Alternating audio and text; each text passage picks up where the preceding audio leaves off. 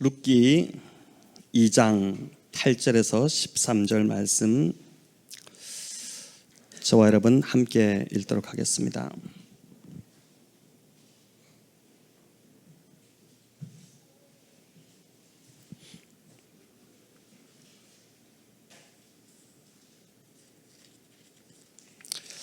네, 룻기 2장 8절 제가 먼저 읽겠습니다.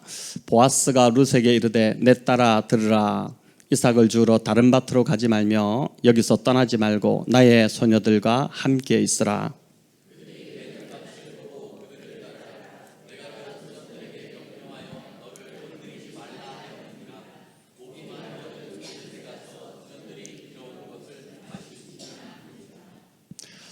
룻이 엎드려 얼굴을 땅에 대고 절하며 그에게 이르되 나는 이방 여인이거늘 당신이 어찌하여 내게 은혜를 베푸시며 나를 돌보시니까 하니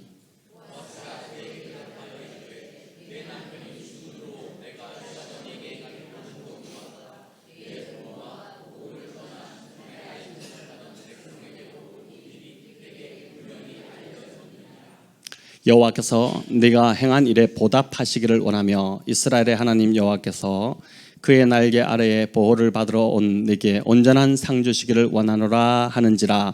룻이 이르되 내 주여 내가 당신께 은혜를 입기를 원하나이다.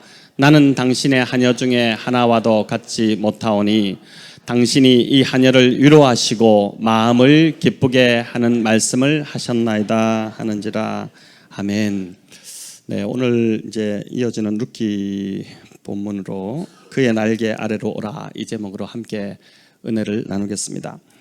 지난주 우리는 보아스의 타작마당에서 룻과 보아스가 만나게 된 그 드라마틱한 이야기를 살펴보았습니다. 룻이 시어머니 나오미를 봉양하기 위해 이삭을 주우러 나갔는데 그 밭이 우연히 보아스의 밭이었고 또 마침 그때에 보아스가 그 밭에 도착해서 룻과 만나게 되었다, 그 이야기였습니다. 우연인 것처럼 보이지만 사실은 하나님의 놀라운 그 섭리의 손길이 이 룻을 보아스에게로 이끌어 갔다는 것이죠. 오늘 읽은 이 본문은 이제 보아스와 룻이 만나서 대화하는 그 장면입니다. 이들이 어떤 말을 주고받았는지 또 그 대화 속에 어떤 은혜가 숨어 있는지 우리가 한번 같이 살펴보겠습니다. 우선 본문을 보기 전에 먼저 이제 7절을 다시 한번, 지난주에 살폈던 7절을 다시 한번 더 짚고 넘어가야 하는데 7절이 어떻게 해석하느냐에 따라서 오늘 본문을 보는 관점이 참 많이 달라지기 때문에 그렇습니다. 지난주 금요일에 본문 7절을 두 가지 의미로 해석할 수 있다고 제가 말씀드렸습니다. 여러분 기억나시나요? 네, 망각이 그래 은혜입니다. 은혜인데 해석이 두 가지로 나뉘는 이유는 7절 끝부분에 있는 이 계속하는 중인이다 이 구절 때문에 그렇다고 말씀드렸습니다. 첫 번째 해석은 하루 종일 이제 열심히 이삭을 줍는 일을 계속하고 있다는 뜻으로 그렇게 이제 볼 수 있습니다. 우리가 가진 그 개역 개정 성경이 이 뜻이 맞아 보입니다. 그렇게 해석하고 있죠. 룻이 쉬지도 않고 이삭을 줍는 일을 이제 열심히 했다는 것입니다. 또 하나의 해석은 룻이 밭에 이제 들어가지도 못하고 아침부터 와서 계속 서 있었다는 그런 뜻입니다. 그 근거가 이제 여기 계속하는 중인이다 이 구절 때문인데, 이 히브리어로 아마드라는 단어인데 이 단어는 서 있다 이런 뜻입니다. 재밌죠? 그러니까 이제 서 있다는 뜻입니다. 자, 이제 어떤 해석이 맞는 것 같습니까? 둘 다 이제 뭐 무리는 없어 보이는데 주석가들은 이 두 번째 해석을 더 지지합니다. 저도 이 두 번째 해석으로 이제 본문을 오늘 좀 풀어보고자 하는데, 이제 그냥 룻이 아침 일찍부터 왔는데 밭에 들어가지 못하고 이제 서서 있었다는 것입니다. 왜 룻이 밭에 들어가지 못했을까요? 밭을 이제 관리하는 그 사환들, 일꾼들이 룻이 밭에 들어와서 이삭 줍는 것을 허락해 주지 않았기 때문일 것입니다. 룻이 간청을 하지 않은 것은 아니겠죠. 룻이 간청을 했을 것입니다. 어머니가 계신데 먹을 것이 없습니다. 그래서 이제 좀 먹을 것을 줍도록, 이삭을 줍도록 허락해 주십시오 이렇게 했는데 사환들이 이제 외면했기 때문에 못 들어간 것이죠. 룻이 낯선 이방 여인이었고 더구나 이스라엘의 총회에 들어오지 못하도록 금한 그 모압 여인이었기 때문에 모압 그 민족의 여인이었기 때문입니다. 이런 회피하고 외면하는 분위기에서 그 자리에 계속 서 있는다는 것은 결코 쉬운 일이 아닐 것입니다. 남성들은 어쩌면 이제 좀 음흉한 눈빛으로 룻을 이렇게 바라보고 있었을 수도 있고, 여인들도 눈길을 주지 않는 그런 분위기입니다. 웬만한 사람 같으면 자존심이 상해서 그 자리를 박차고 나갈 겁니다. 내가 왜 여기 있겠나 이렇게 하겠죠. 자신의 신세가 또 서러워서 눈물이 흐르기도 할 것이고, 아니 하나님의 백성들이라는 사람들이 왜 저렇게 야속할까, 왜 저렇게 무정할까 싶어서 속이 이제 상하기도 하지 않았겠습니까? 룻은 이런 여러 감정들과 싸우며 이제 그 자리에 밭에 들어가지 못하고 서 있었을 텐데, 과연 그럼에도 그녀가 그 자리에서 끝까지 버틸 수 있었던 힘이 무엇일까요? 우리 역시 내가 있는 자리를 박차고 나가고 싶은 충동이 일 때가 이제 종종 있지 않습니까? 사람들로부터 무시당하고 외면당할 때, 또 자존심 상하는 말을 들었을 때, 또 따가운 눈총이 이렇게 느껴질 때, 이제 그만두자 이런 생각이 이제 찾아오게 됩니다. 그럴 때 그 자리를 버틸 수 있게 만드는 힘이 무엇일까요? 룻기에는 직접적으로 언급이 되지 않지만 룻을 버티게 한 힘은 다른 아닌 하나님의 말씀인 율법이었습니다. 신명기 24장 19절부터 22절까지 우리 같이 한번 읽어보겠습니다. 내가 밭에서 곡식을 벨 때에 그 한 못을 잃어버렸거든 다시 가서 가져오지 말고 나그네와 고아와 과부를 위하여 남겨두라. 그리하면 네 하나님 여호와께서 내 손으로 하는 모든 일에 복을 내리시리라. 내가 내 감람나무를 떤 후에 그 가지를 다시 살피지 말고 그 남은 것은 객과 고아와 과부를 위하여 남겨두며, 네가 네 포도원의 포도를 딴 후에 그 남은 것을 다시 따지 말고 객과 고아와 과부를 위하여 남겨두라. 너는 애굽 땅 기억하라. 이러므로 네가 내게 이 일을 행하라 명하노라. 아멘.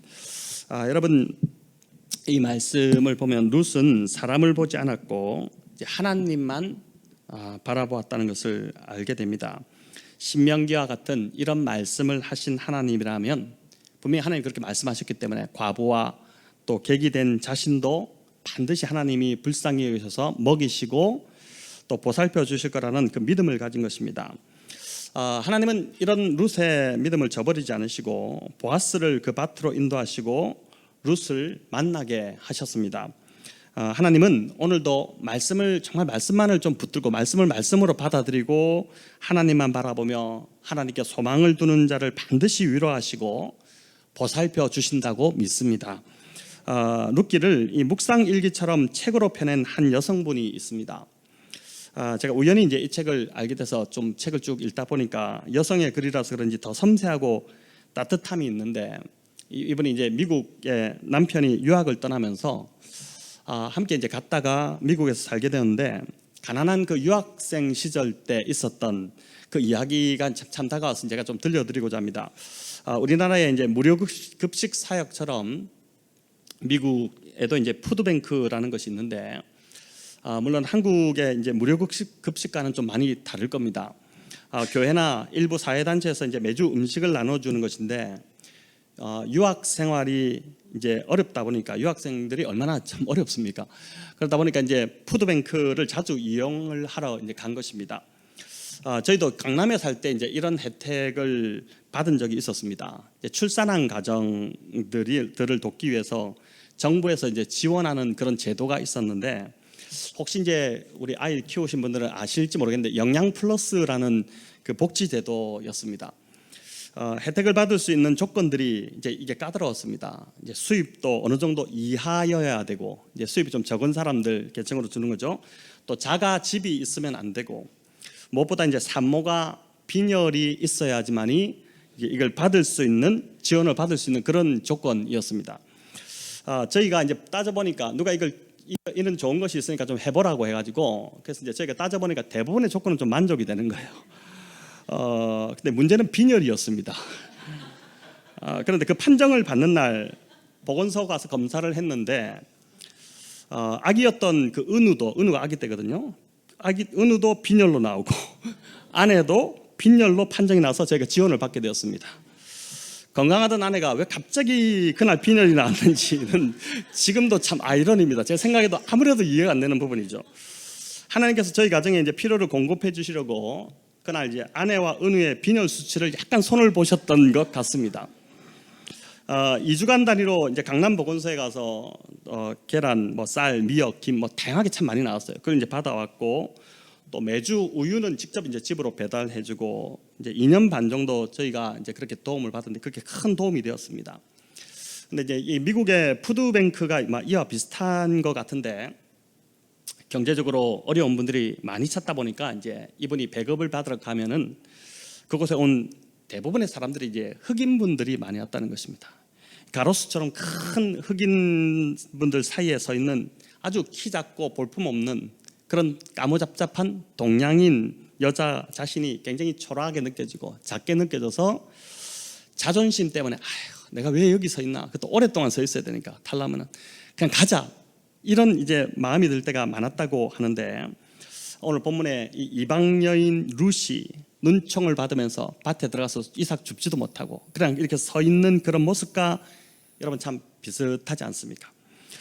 그래도 일주일치 식량이라는 그 희망 때문에 가지 않고 꿋꿋이 줄을 서서 기다린 것입니다.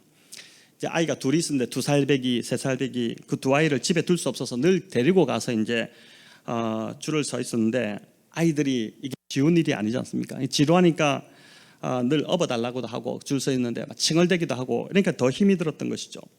한 번은 꽤 오랜 그 기다림 끝에 묵직한 그 일주일치 식량을 받았고 너무 이제 뿌듯하기도 하고 든든하기도 하고 감사한 마음으로 이렇게 들고 나갔답니다. 그런데 아이들이 이제 아이들도 기쁘니까 기쁜 나머지 건물을 나오다가 엄마를 잡아당겼는데 그만 손에 들고 있던 그 계란 박스를 놓쳐버린 것입니다. 이게 툭 떨어지는데 우르르 계란이 떨어지면서 9개의 계란이 이분이 정확하게 그걸 또 다 세었더라고요. 9개의 계란이 시멘트 바닥에 이제 떨어지면서 다 깨져버렸고 그런 와중에 이제 남은 계란이라도 챙기려고 하는데 큰 아이가 이제 자기 때문에 그런 걸 알고 여자였는데 막 무안함에 울기 시작한 겁니다.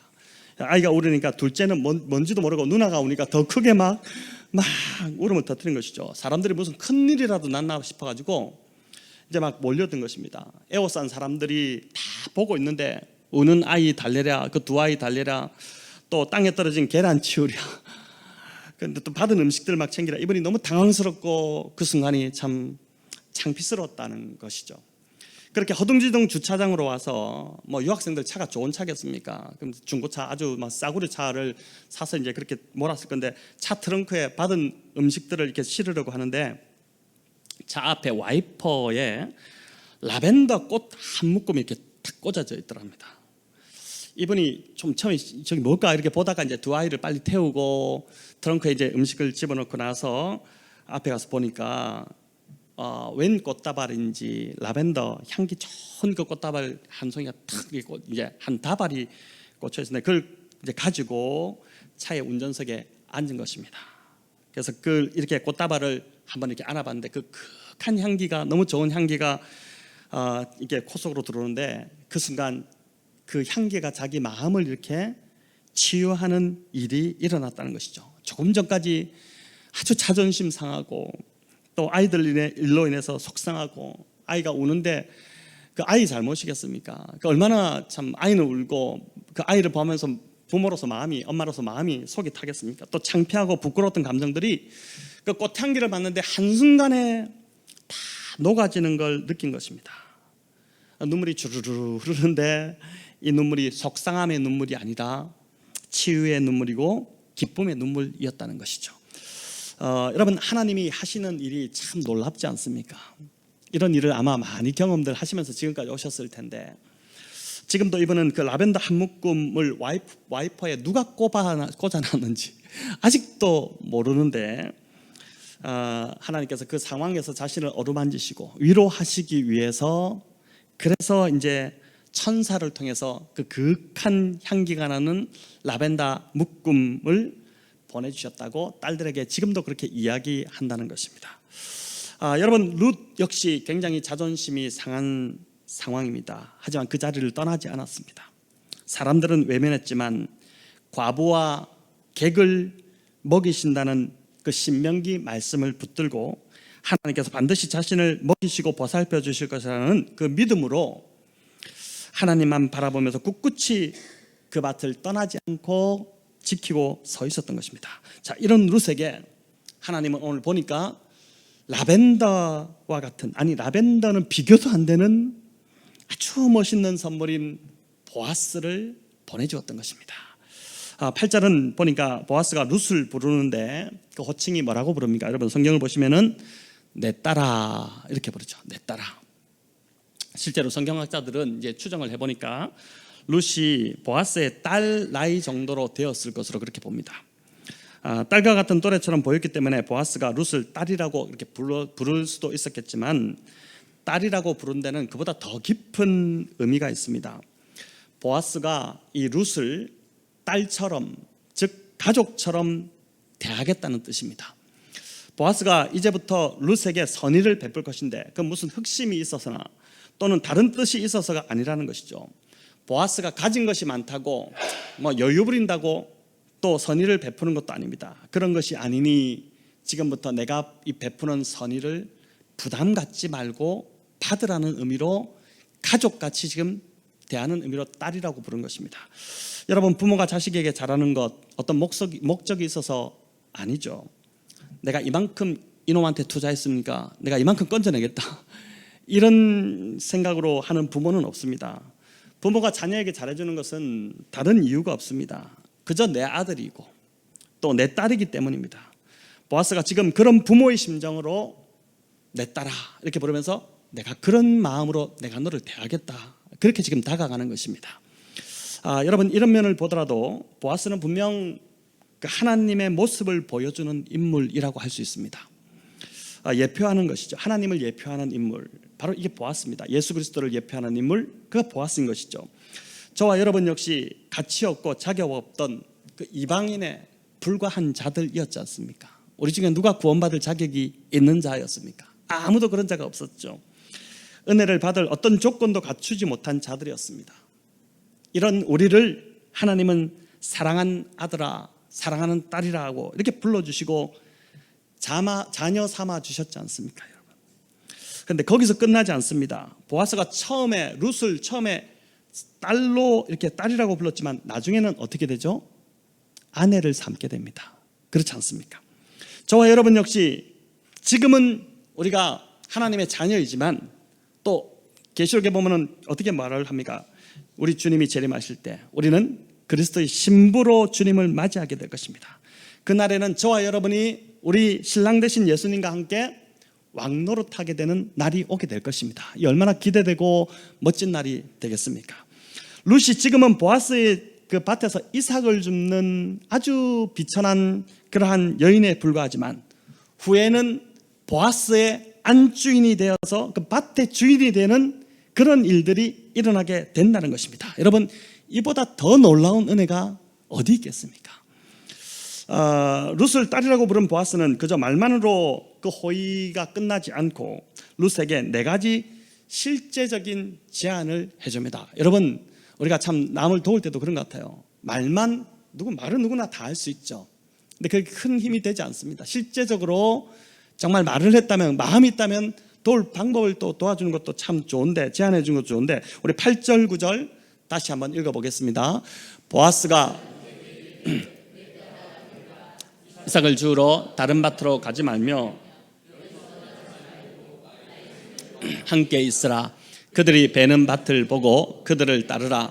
내가 그 소년들에게 명령하여 너를 건드리지 말라 하였느니라. 목이 마르거든 그릇에 가서 소년들이 길어온 것을 마실지니라 하는지라. 여러분 자 보십시오. 보아스가 제시한 4가지가 구체적으로 뭘까요? 첫 번째는 다른 밭으로 가지 말라. 두 번째는 밭을 떠나지 말고 소녀들과 함께 있으라. 또 세 번째는 일꾼들의 짓궂은 그 학대를 걱정하지 말라. 마지막으로 목이 마르면 얼마든지 언제든지 소년들이 길어온 그 물을 마시라는 것입니다. 여러분 이 4가지 제안에 참 그냥 한 말이 아니라 놀라운 진리가 숨어 있습니다. 첫째, 룻은 보아스의 밭에만 머물러야 했습니다. 자존심 상한다고 다른 밭으로 가면, 또 죽다 보니까 별 줄 것 없다고 더 많이 보이는, 이삭이 많이 보이는 그런 곳으로 간다면 더 큰 어려움만 만날 뿐임을 보아스가 잘 알고 있었던 것입니다. 그래서 가장 먼저 보아스의 밭을 떠나지 말라고, 여기서 머물라고 이제 그렇게 말해줍니다. 자, 그럼 오늘날 우리가 머물 밭, 여러분 그게 뭐겠습니까? 우리가 머물 밭은 무엇이겠습니까? 사도행전 14장 12절에 보면 이런 말씀이 있습니다. 우리 같이 한번 읽어볼까요? 다른 이로서는 구원을 받을 수 없나니 천하 사람 중에 구원을 받을 만한 다른 이름을 우리에게 주신 일이 없음이라 하였더라. 아멘. 우리가 한눈 팔지 말고 이 땅을 살아가면서 머물러야 할 밭은 바로 예수님이라는 것입니다. 예수님을 떠나서는 구원이 없기 때문입니다. 사단은 계속해서 우리를 유혹하고 부추깁니다. 인맥이라는 밭으로, 또 돈이라는 밭으로 가면 자존심 상할 일도 없고, 또 이삭도 많이 죽을 거라고, 행복할 거라고 그렇게 유혹합니다. 하지만 예수님을 떠나 다른 어떤 것에서도 구원을 얻을 길이 없다는 것을 우리는 분명히 붙들어야 한다는 것이죠. 또 오늘 이 말씀을 듣는 성도님들 중에는 지금 내가 있는 그 밭을 떠나고 싶은 충동을 가지고 있는 분들도 있을 것입니다. 그 마음으로 지금 이 자리에 앉아 계신 분도 있을 것 같아요. 룻처럼 사람의 눈총이 따갑고 또 따돌림 받고 외면을 당하는 것이 속이 상해서 내가 이제는 떠나야겠다, 이런 지금 마음을 먹고 있는 분들도 있지 않을까 싶습니다. 그렇다면 오늘 이 말씀 앞에서 자신을 한번 돌아보시기 바랍니다. 이 말씀을 좀 붙들면 좋겠습니다. 그 밭이 여러분 교회일 수도 있고 가정일 수도 있고 또 힘든 직장일 수도 있을 것입니다. 아니면 어떤 사람과의 관계일 수도 있을 것입니다. 지금 내가 있는 그 자리를 이탈하면 나을 것 같지만, 좀 더 행복해질 것 같지만, 오히려 지금 그 자리를 버티고 견뎌낼 때 이 룻처럼 하나님의 섭리가 내 삶에서 이루어지게 된다는 것입니다. 여러분, 어려움을 지금 주신다면 이유가 있는 것입니다. 내 마음이 지금 힘들다면 이유가 있는 거세요. 근데 이렇게 힘들 때 힘들다고 그냥 차버리고 떠나버리고 그만둬버리고 이렇게 하면 그 사람은 평생 광야를 돌 뿐인 것 같아요. 근데 그 힘든 시간을 통해서 나를 돌아보고 말씀 앞에서 나를 쳐서 복종하고 그렇게 하면서 그 시간을 버텨내면은 결국 그 자리에 나를 두신 그 섭리를 이루어지는, 그 복이 나에게서 이루어지는 일들이 일어나게 된다는 것이죠. 여러분, 다윗에게는 무엇이었을까요? 다윗이 그렇게 벗어나고자 한 자리는 바로 사울에게 쫓기는 그 10년의 세월이었습니다. 지긋지긋한 목숨의 위협을 하루도 받지 않은 날이 없었던 그 10년의 세월이 다윗에게는 벗어나고자 한 그 자리였던 것이죠.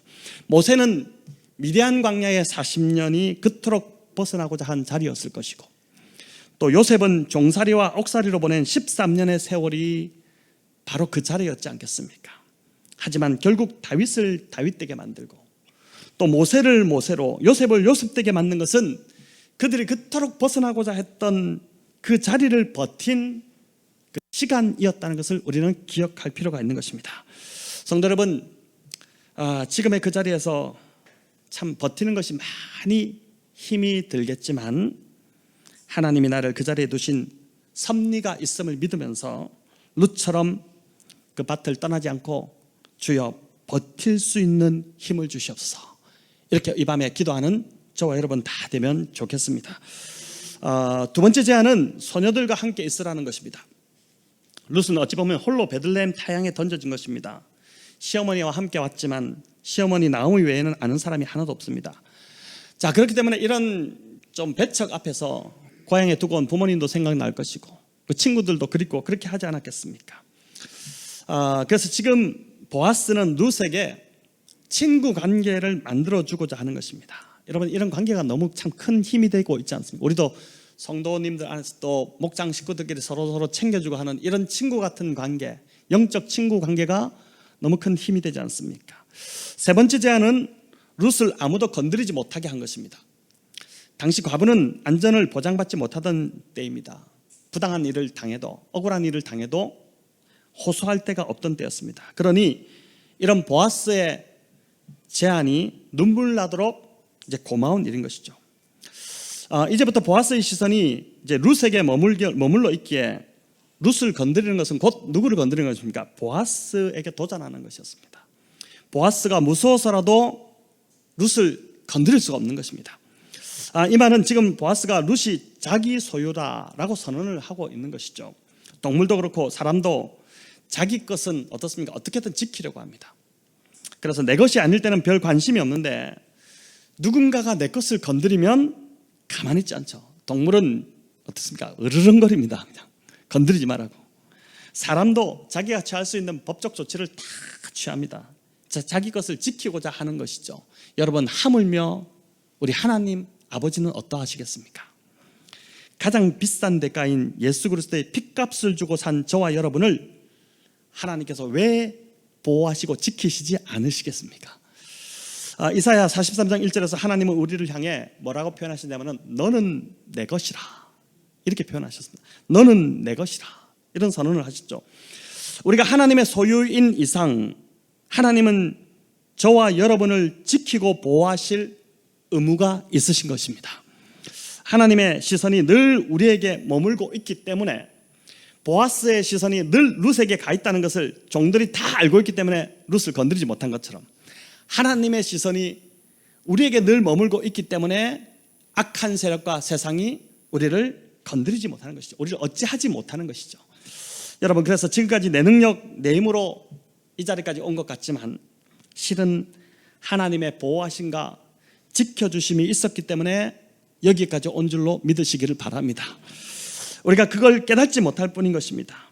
지금 이 자리에서 여전히 오늘 이 밤에 불안함이 있고 미래에 대한 걱정이 있는 분이 있다면 하나님의 소유인 나를 우리 하나님께서 반드시 보호하실 것이라는 그 믿음으로 기도하심으로 이 밤에 평안을 누리시기를 바랍니다. 마지막 네 번째 제안은 더 이상 목마름을 걱정하지 말라는 것입니다. 목이 마르면 젊은 남자 종들이 떠다 놓은 물을 얼마든지 마실 수 있도록 한 것이죠. 이제부터 룻에게는 물 걱정할 필요 없습니다. 제한 없는 물이 공급되는 것입니다. 요한복음 7장에서 예수님은 뭐라고 말씀하셨습니까? 누구든지 목마르거든 내게로 와서 마시라. 그 말씀을 하셨죠. 세상이 주는 물과 달리 우리 주님께서 주시는 생수는 영원히 목마르지 않는 물입니다. 그러니까 물값을 치르지 않아도 됩니다. 이게 얼마나 좋습니까? 누구든지 목이 마르면 와서 마시되 돈 없이 값 없이 마실 수 있는 물인 것입니다. 신앙생활 하면서 여러분 여전히 갈증을 느끼고 있다면 아직 예수님께로 나아가 이 물을 마시지 못했다는 증거일 수 있습니다. 왜 이렇게 교회를 다니고 나름 좀 신앙생활을 한다고 하는 것 같은데 나는 왜 이렇게 여전히 갈증이 있을까? 그 이유는 주님이 주시는 이 물을 아직 마시지 못했다는 증거일 수 있지 않겠습니까? 룻이 보아스의 밭이 아닌 다른 밭에 가면 이 물을 마시지 못하는 것처럼 우리도 예수님이 아닌 다른 것에서 갈증을 채우려고 하기 때문에 채워지지 않고 더 목이 마른 것입니다. 오늘 이 밤에 이런 영혼의 갈증을 느끼고 계시다면 이따 기도하는 그 시간에 그 자리에서 주여 저에게도 영원히 목마르지 않는 그 물을 부어주시옵소서 이렇게 기도하시는 저와 여러분 되면 좋겠습니다. 10절은 이제 룻의 반응인데 룻의 태도와 말이 얼마나 예쁜지 모릅니다. 여러분 그래서 진짜 보니까 사람은 뭐 남자든 여자든 얼굴이 잘생기고 예뻐서 예쁜 것이 아니라 말과 태도가 예쁜 사람이 진짜 예쁜 사람인 것 같아요. 10절을 보시면 룻이 엎드려 얼굴을 땅에 대고 절하였다 이렇게 나옵니다. 10절 성경을 한번 보십시오. 룻이 얼굴을 엎드려서 얼굴을 땅에 대고 절하였다 나오는데 아니 뭘 이 정도까지 할까? 너무 과한 인사가 아닌가 이래 싶은데 실은 이 얼굴을 땅에 대고 절하는 이 자세는 히브리 원어로 이 성경을 보면 사람에게 하는 감사이기보다는 하나님께 예배드리는 경배의 자세입니다. 그럴 때 이 단어를 씁니다. 이는 쉽게 나올 수 있는 자세가 아닙니다. 훈련이 되어야지 나올 수 있는 자세입니다. 그래서 룻의 이런 자연스러운 경배 자세는 그동안 룻이 시어머니와 함께 살면서 모압 땅에서부터 시어머니로부터 그 신앙을 하나님 신앙을 받았기 때문에 지금 따라온 것이지 않습니까? 그렇게 하면서 그동안 룻이 홀로 있을 때 하나님께 무릎 꿇고 얼굴을 땅에 대고 경배했던 시간이 얼마나 많았는지를 보여준다고 할 수 있는 것입니다. 여러분, 기도도 훈련이고 또 묵상도 예배도 훈련입니다. 기도가 훈련되지 않으면 10분도 앉아있기가 정말 쉽지 않습니다. 평소에 기도가 삶이 되지 않으면 기도의 자리에 나와도 기도하기가 쉽지 않습니다. 어떤 분들은 그렇게 이야기합니다. 금요기도에 마음 먹고 목사님 나오시라 해가지고 작정하고 나왔는데 기도가 안 됩니다. 안 되는 게 당연한 거예요. 기도를 전혀 안 하던 사람이 금요기도에 나왔기 때문에 기도가 될 리가 있겠습니까? 그러니까 이제 훈련을 해야지 기도가 될 수 있는 것이죠. 이제 묵상도 마찬가지고, 그래서 운동으로 몸을 만들고 단련시키듯이 영적 근력을 위해서도 꾸준한 연습과 훈련이 있어야 우리의 영적 근력이 만들어지는 것이죠. 여러분, 몸만 잘 만들어서 뭐 하겠습니까? 껍데기인데 결국은 우리의 영적 근력이 만들어져야지 그 사람이 진짜 멋있는 인생을 사는 사람이지 않겠습니까? 룻이 지금 보아스 앞에 엎드려 경배했다. 이것은 지금 보아스에게도 감사하지만 실은 하나님께 그 자세를 통해서 지금 경배를 드리고 감사를 돌리고 있는 것입니다. 나를 기억해 주신 그 하나님께, 하나님을 향한 경배가 지금 룻의 몸에 배어 있다는 것이죠. 11절에서 그래서 보아스가 다시 화답을 합니다. 룻이 남편이 죽은 이후로 시어머니 나오미를 선대한 그 일들을 다 들었다는 것입니다. 여러분, 본래 소문은 좋게 나기보다 흉하게 나기 마련인데 보아스는 지금 룻의 진심을 다 알고 있다고 이야기해 주는 것입니다. 누가 나를 알아주기만 해도 마음이 얼마나 다 풀립니까? 근데 보아스의 말에 룻이 얼마나 큰 위로를 받았겠습니까? 보아스가 지금 잘 대해주는 것도 좋은데 내가 너를 알고 있다, 너의 선한 행위가 얼마나 하나님 보시기에 선한지를 내가 지금 알고 있다, 그 이야기를 해주는 것이죠. 저는 그렇습니다. 이제 보니까 우리 주님은 저와 여러분의 진심을 진짜 알고 계십니다. 그리고 홀로 흘렸던 그 눈물도 다 주님이 보고 계셨습니다. 저는 98년에 제네바에서 맞은 그 DTS 첫날에 이런 참 놀라운 경험을, 이제 위로를 경험했었는데, 제가 당시 다니던 이제 직장을 그만두고 신학을 하기로 했기 때문에 제 안에서 그때 이제 어떤 마음이 있었어요. 이게 내가 지금 잘한 짓인가, 이 잘한 결정인가, 이런 참 혼란이 있었습니다. 그리고 또 하나는 그 당시 이제 회사를 다니면서도 평신도로 교회를 너무 열심히 섬겨서 거의 번아웃이 되어 있던 때였습니다. 당시 이제 금요철야 찬양인도, 지금 우리 찬양인도 하시는 분들처럼 저도 이제 그때 금요철야 찬양인도를 맡아서 섬겼는데, 제가 이제 주로 출장을 갔던데 거제도 이제 그 대우중공업 또 뭐 이런 삼성중공업 이런 쪽하고 이제 거래를 하고 이래가지고 출장이 금요일 날 잡히면 참 고약했습니다. 지금은 이제 거가대교가 나 있지만은 그 당시 그게 없어서 보통 부산에서 이제 거제도까지 가려면 한 3시간씩 이렇게 걸리거든요. 그걸 맞춰서 가려고 아침부터 이제 저녁에 그 9시 금요 철야 시간을 늦지 않으려고 그걸 다 이제 모든 것을 거기에 맞춰놓고 제 스케줄을 짜는 겁니다.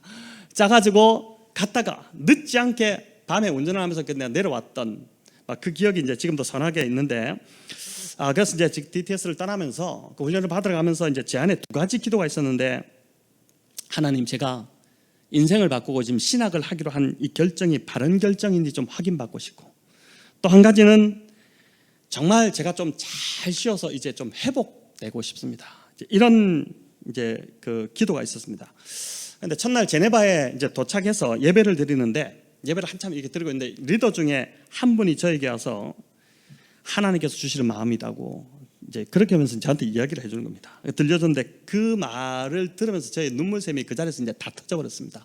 처음에는 예배를 드리는데 되게 좀 냉소적인 그 저의 마음이었어요. 왜냐하면 이제 그 예배가 너무 이제 좀 요란했고, 또 이제 저는 고신 그래도 전도사인데 나름 신학생인데 장로교 고신 측 신학생인데 무슨 예배가 이렇나 이러면서 이제 좀 평가하고 좀 비난하고 약간 비판하는 그 마음으로 제가 예배를 이렇게 관망하고 있었는데, 그런 저를 보고 이제 그 리더가 저한테 와서 이제 그 해준 이야기가 이제 정말 저의 눈물샘을 터뜨려버린 이야기였는데, 이런 거였습니다. 이제 네가 그동안 나를 위해 얼마나 헌신했는지 내가 다 알고 있다.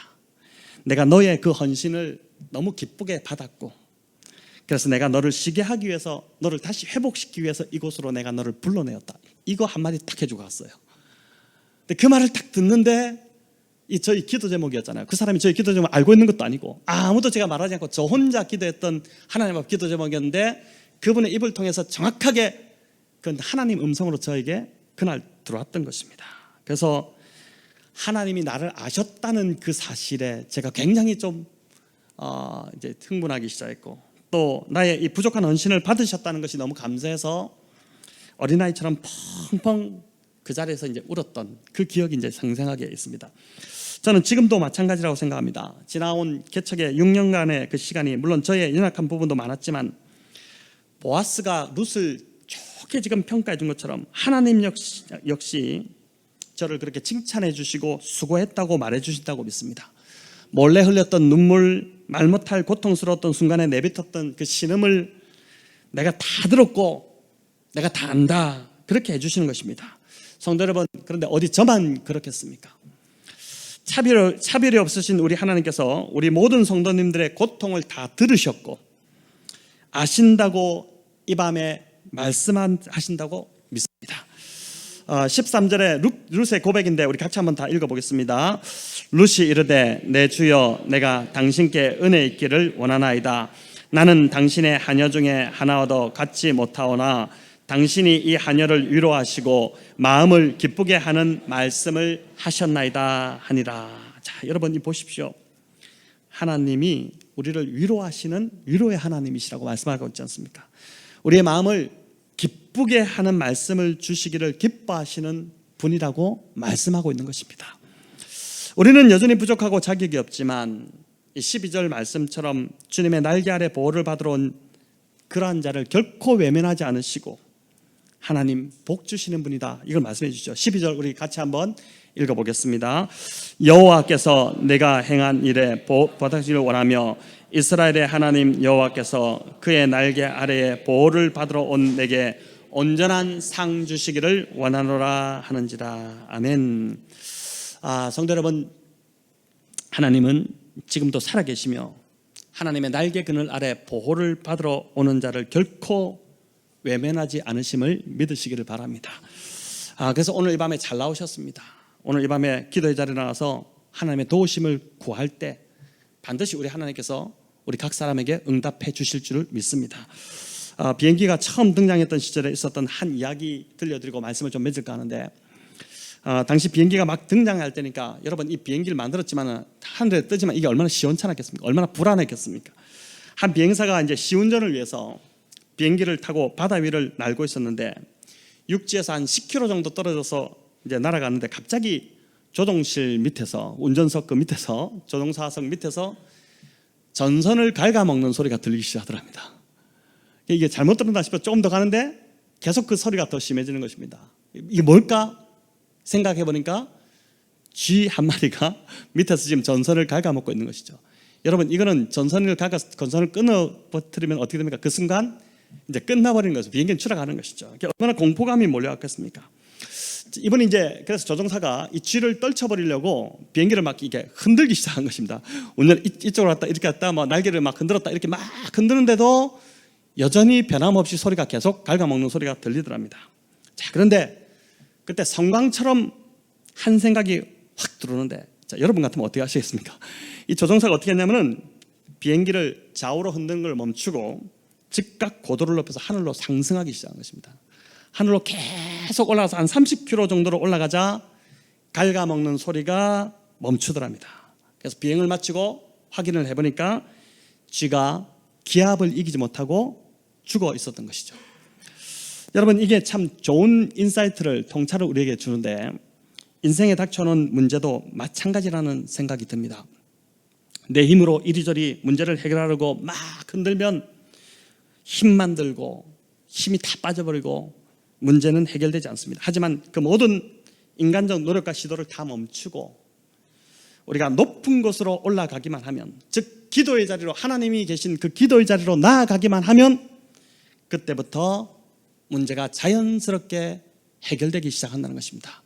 저 이제 양육과정 우리 지금 교리반도 있고 또 묵상반도 있는데 제가 이제 기도의 삶을 맡아서 하고 있는데 참 새롭게 참 좋은 시간을 지금 갖고 있습니다. 오전에 6분, 저녁에 9분 이제 오셔서 주로 남성들 위주로 지금 시간을 갖는데 기도에 관한 책을 같이 읽으면서 이제 한 분이 그런 이야기를 하시더라고요. 목사님, 이 시간이 우리를 완전히 빨가벗기는 시간 같습니다. 그러니까 우리의 모습이 얼마나 적나라하게 기도하지 않았는지, 우리의 신앙이 얼마나 지금 바닥을 치고 있는지를 이 과정을 통해서 지금 다 지금 보고 있다, 이런 이야기를 하시던데 진짜 그런 것 같습니다. 참 너무 좋은 시간을 지금 갖고 있는 것 같은데 여러분, 그러면서 이제 기도에 대한 생각이 저도 좀 달라지기 시작하고 새로워지기 시작하고 그렇게 되는 것 같습니다. 여러분, 진짜 기도하면 됩니다. 우리가 기도의 자리에 나가지 않기 때문에 지금 늘 이렇게 힘든 거지, 기도하면 되는데 나아가지 않는 것이죠. 그래서 이 밤에 이 룻의 고백, 정말 하나님의 그 날개 그늘 아래 찾아온 그 룻을 하나님이 상주시기를 원한다. 이 보아스의 음성이 우리 주님의 음성이지 않습니까? 그 음성을 붙들고 이 밤에 우리의 문제를 가지고 우리 하나님께 정말 부르짖으며 기도하는 저와 여러분 다 되시기를 우리 주님의 이름으로 축원합니다.